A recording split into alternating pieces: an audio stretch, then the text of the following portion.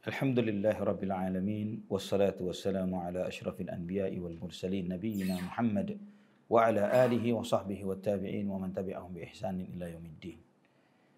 Saudaraku fillah rahimani wa rahimakumullah. Di antara sesuatu yang pasti sebagaimana yang Allah Subhanahu wa taala firmankan wa ja'at sakratul mauti bil haqq. Dzalika ma kunta minhu tahid. Dan sakratul maut itu adalah sesuatu yang pasti datang dengan penuh kebenaran. Itulah yang kalian menghindar daripadanya. Dan Nabi Shallallahu Alaihi Wasallam menyampaikan kepada kita, La ilaha illallah, inna lil mauti la sakarat. La ilaha illallah, inna lil mauti la sakarat. La ilaha illallah, tiada Tuhan yang berhak disembah selain Allah. Sesungguhnya kematian itu ada sakaratnya. Ada prolog yang mengantarkan, yang mendahului kematian. Dan dikatakan sakar, dari kata sakran yang berarti mabuk. Ketika akal pikiran manusia sudah ditutup sedemikian rupa karena rasa sakit yang ada. Karena apa ya ikhwatal iman? Bisa terbayang yang dicabut oleh malakul maut adalah ruh.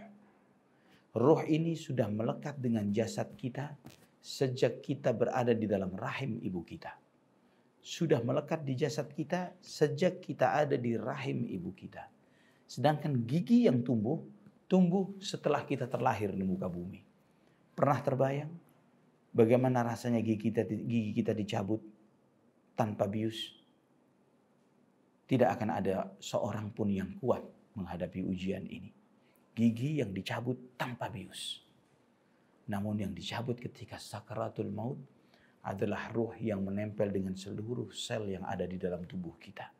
Yang melekat dengan jasad ini sebelum kita terlahir di muka bumi. Itulah sakaratul maut. Sehingga para ulama menggambarkan bagaimana dahsyatnya sakaratul maut ini. Bahwa itu lebih dahsyat daripada tebasan pedang. Karena seorang yang ditebas dengan pedang mungkin dia bisa berteriak. Karena dia masih memiliki sisa-sisa tenaga dan energi untuk berteriak. Namun seseorang yang sedang sakaratul maut, sakit itu menjangkiti seluruh sel dari tubuhnya, dari ujung rambut sampai ujung kakinya. Yang dia rasakan tarikan itu pada setiap urat dan syaraf yang ada pada di tubuhnya. Dan ini, saudaraku fillah rahimani wa rahimakumullah, tidak menyisakan sedikit pun kesempatan bagi lisan untuk bisa merintih dan mengadu. Hanya bisa diam merasakan pedihnya itu dan tetesan air mata. Yang dia rasakan sedikit demi sedikit. Organ tubuhnya merasakan kematian. Mulai dari kaki yang diam, lutut, paha, terus demikian sampai idza balaghatil hulqum. Sampai ketika sampai di kerongkongan.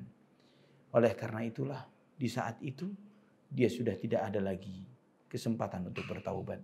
Innallaha yaqbalu taubatal abdi ma lam yugharghir. Allah Subhanahu wa taala akan menerima taubat seorang hamba selama nyawa belum sampai di kerongkongan. Disebutkan dengan bahasa yugharghir karena biasanya orang yang sedang sakaratul maut dia mengorok. Dia mengucapkan suara yang ghar yang seperti itu. Dan di saat itulah tidak ada lagi kesempatan untuk bertaubat.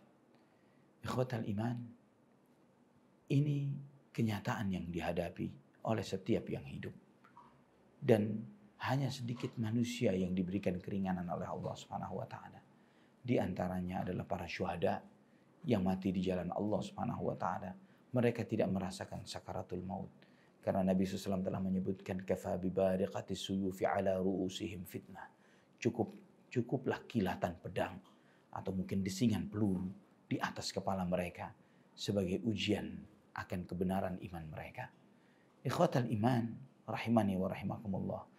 Dan juga terkadang sebagian orang-orang soleh diuji dengan beratnya sakaratul maut bagi mereka untuk semakin meringankan perjalanan mereka di akhirat. Seperti para nabi, para rasul dan sebagian orang-orang soleh. Sampai Khalifah Umar bin Abdul Aziz rahimahullah, beliau pernah minta kepada Allah, ya Allah beratkan sakaratul mautku agar ringan perjalanan hidupku di akhirat.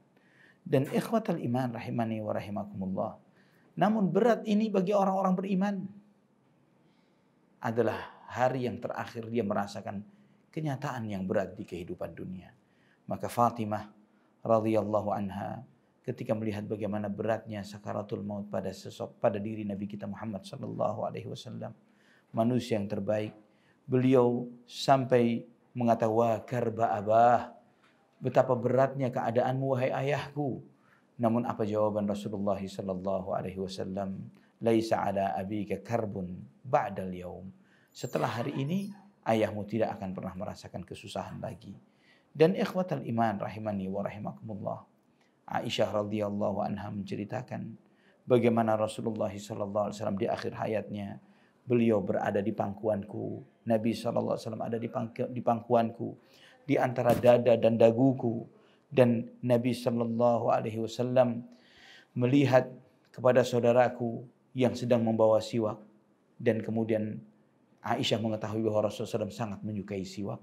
Maka dihaluskan oleh Aisyah dahulu digigitnya, kemudian disiwakkan kepada Nabi sallallahu alaihi wasallam. Kemudian Nabi SAW menunjuk tangannya ke atas dan mengatakan, Allahumma ilar rafiqil a'la, ya Allah kepada teman yang maha tinggi. Kemudian tangan beliau SAW jatuh melemah dan wafatnya Rasulullah sallallahu alaihi wasallam. Ikhwatal iman, inilah akhir hayat Nabi kita Muhammad bin Abdullah sallallahu alaihi wasallam. Dan juga orang-orang kafir, mereka diberi oleh Allah Subhanahu wa taala sakaratul maut yang berat sebagai hukuman terhadap mereka. Allah Subhanahu wa taala menyebutkan dalam banyak ayat-ayat Al-Qur'an tentang bagaimana Allah Subhanahu wa taala menghukum orang-orang kafir pada saat sakaratul mautnya. Di dalam surat Al-Anfal ayat 50 Allah berfirman, walau tara idh yatawaffal ladzina kafarul malaikatu yadribuna wujuhahum wa adbarahum wa dhuqu adzabal hariq. Andai kata engkau perhatikan, andai kata engkau melihat bagaimana orang-orang kafir itu dimatikan oleh para malaikat, diwafatkan oleh para malaikat dengan memukuli wajah dan punggung-punggung mereka sambil mengatakan, rasakanlah azab yang membakar.